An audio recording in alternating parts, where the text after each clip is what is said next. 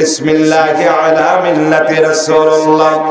আপনি আমার এই ওয়ার্ডে যদি কোনো মানুষ যদি বিপদে পড়ে যায়, দেখবেন ওয়ার্ডের যারা দায়িত্বশীল আছে বলবে ও আমার দল করে না, ওকে সিগনেচার দেওয়া হবে না। বলবে ভাই তুমি একটা সিগনেচার যদি দিয়ে দাও আমার ছেলের পুলিশের চাকরি হবে। কথা বলেন। বলবে না তোমার ছেলে, যেহেতু তোমার ছেলে বিএনপি করে তার জন্য তোমার ছেলের চাকরি হবে না। তোমার ছেলে জামাত ইসলাম করে তার জন্য তোমার ছেলের চাকরি হবে না। সেখানে থেকে যখন পারমিশন পাইল না, বলেন ইউনিয়নের চেয়ারম্যানের কাছে যাবে। ইউনিয়নের চেয়ারম্যান দেখবে সেখানে ওয়ার্ডের যে সভাপতির দায়িত্ব আছে সে কোনো স্বাক্ষর দেয় নাই, তাহলে বলেন তো ওই ব্যক্তির চাকরি কি হবে? চাকরিও যদি হয় সব কমপ্লিট হয়ে গেল, কিন্তু ভাইবা হয়ে যাবে। এমন সময় ওই অফিসারের কানে কানে বলে দেয়, হুজুর আপনি জানেন না এই ব্যক্তি এই দল করবার কারণে এখানে চাকরি দেওয়া যাবে না, কারণ আমার দলের কর্মী আছে তারা সারা চাকরি পাবে না। কথা বলেন। ভয় খায় না, এগুলোকে বানিয়ে বলছি। ওয়াল্লাহি আল্লাহ নবীর কাঁধে নবীজির হাতে আপনি উঠায় দিলেন।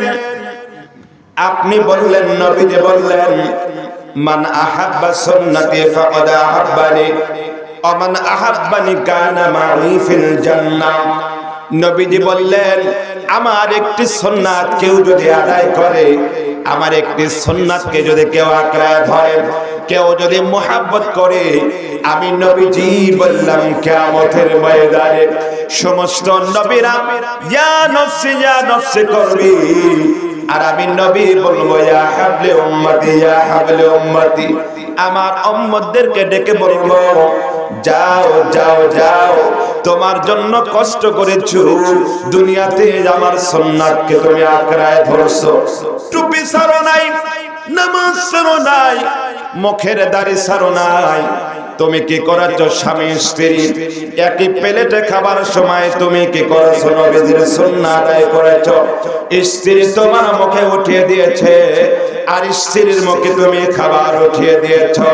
তুমি পানি খাইলা, পানি খাবার সময় তুমি বললেন ওয়াসাকাহুম রাব্বুহুম শারাবান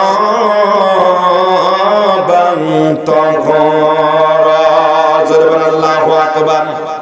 বলেন তো কুরআনুল কারীমের আয়াতটা আপনারা আমরা জানি কি জানি না? সবাই তো জানি নাকি? কুরআনুল কারীমের আয়াত আপনি জানেন না, আমিও জানি না, কিন্তু দেখেন পানি খাবার দোয়া জানি না, কিন্তু একটা দলের স্লোগান কি এটা আপনার আমার মুখস্থ আছে না নাই? দলের যত স্লোগান আছে সব কিন্তু মুখস্থ আছে, কিন্তু আল্লাহ জানিয়ে দিলেন তুমি যখন পানি খাবে কিয়ামতের ময়দানে আমি আল্লাহ তোমার এই পানি খাবার যদি হিসাব নিতে যাই, বলুন তো এই পানির হিসাব দিয়ে আল্লাহ জান্নাতে কেউ কি যেতে পারবে?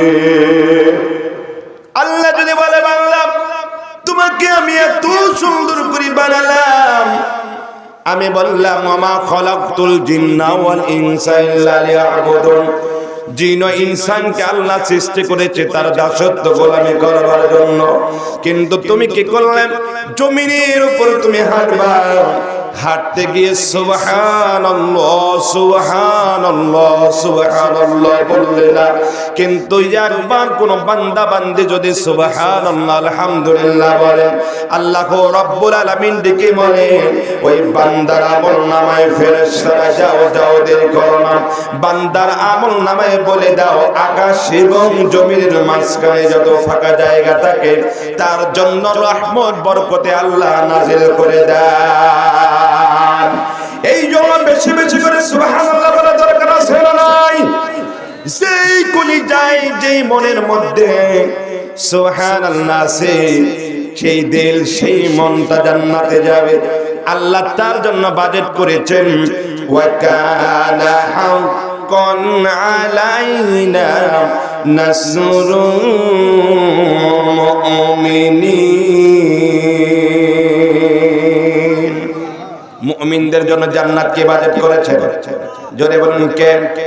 মুমিন কারা এটা জানার দরকার আছে না নাই? এখানে যারা বসেছি, ক্ষমার কারার যত মানুষ আছে, চাটমোহর পাবনার যত মানুষ আছে, বাংলাদেশের যতগুলো মানুষ আছে, শতকরা 99 জন নয় 95% মানুষ হলো মুসলমান।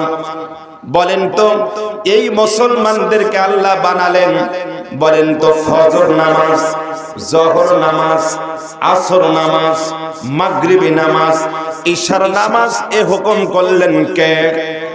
জোরে বলুন কে? সে আল্লাহ কোন কোথায় আছে? বাড়ি গেছে নাকি? আল্লাহ কোথায় গেছে? কবরে গেছে? আল্লাহ সব জায়গায় আছে। আল্লাহ বললেন তোমার জন্য ফজর নামাজ আমি রেখেছিলাম, ফজর নামাজ পড়ো নাই। ফেরেশতারা বললে আল্লাহ তোমার বান্দা ফজর নামাজ পড়ে নাই, শুধু গোটায় বান্দার গুনাহগুলো লিখতে থাকেন। আল্লাহ বলেন না না না, বান্দা গুনাহ করতে ভালোবাসি আমি, আল্লাহ গুনাহ মাফ করতে আমি ভালোবাসি। বান্দা জিনা করতে ভালোবাসে, আমি আল্লাহ ওই জিনাকার যদি একবার রাতের গভীরে অন্ধকারে কেউ জানে না জানেন কে? কেউ দেখে না দেখেন কে? যত রাত গভীর হয় ওই গভীর রজনীতে কেউ আপনার পান প্রিয়তমা স্ত্রী শুয়ে থাকে।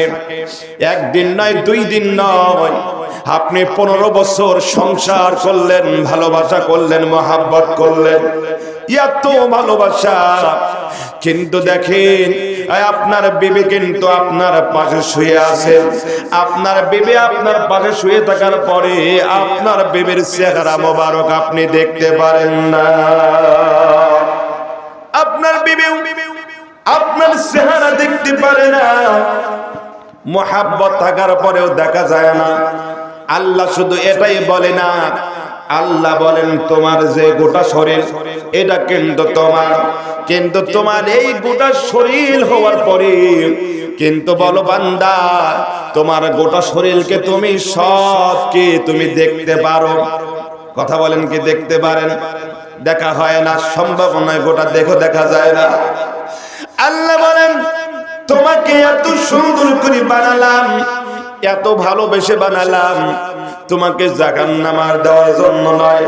ফেরেশতারা কোথায়? এই যে মসজিদে কমারগারা মসজিদে যাও, নামাজে যাও, কিন্তু বান্দা মসজিদে আযান দেওয়ার পরে মুসল্লি যায় না, শুধু মুয়াজ্জিন নামাজ পড়ে, ইমাম নামাজ পড়ে, মুসল্লি নাই। কারণ কি? শয়তান নামক এমন একটি জিনিস আছে, সে বলে খবরদার নামাজে যাবে না।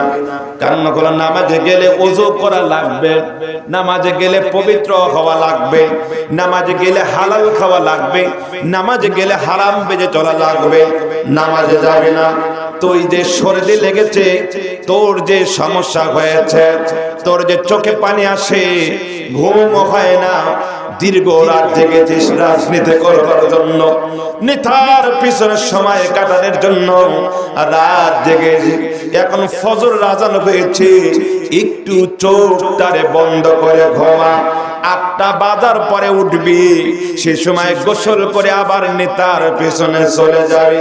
কিয়ামতের আল্লাহর কসম করে বলি, ওই কিয়ামতের ময়দানে ওই সকল নেতারা বলবে তারা আমার পিছনে ঘুমে নাই, তারা ঘুরেছে গমের পিছনে, টিসিবির মালের পিছনে, 10 টাকা 20 টাকা চাউলের পিছনে তারা নিজের স্বার্থের জন্য ঘুরেছে। কথা বলেন ঠিক কিনা? সেদিন ওই সকল নেতা কর্মীরাও তার পক্ষে থাকবে না, কাজ করবে না। কিন্তু আল্লাহর ফেরেশতারা বলে আল্লাহ তোমার বান্দা গুনাহ করেছে, আমি আল্লাহ আমি তোমার বান্দার গুনাহ লিখবই লিখবই লিখবই। আল্লাহ বলে ফেরেশতারা ফজর নামাজ কাজা করেছে তো কি হয়েছে, এখনো তো জোহর আছে, জোহর পর্যন্ত আমার বান্দা যত গুনাহ করবে, জোহরে শুধু তওবা করবে, তওবা করতে দেরি, সিজদা করতে দেরি, আমি আল্লাহ তার তামাম জিন্দেগীর গুনাহ মাফ করতে দেরি করব না।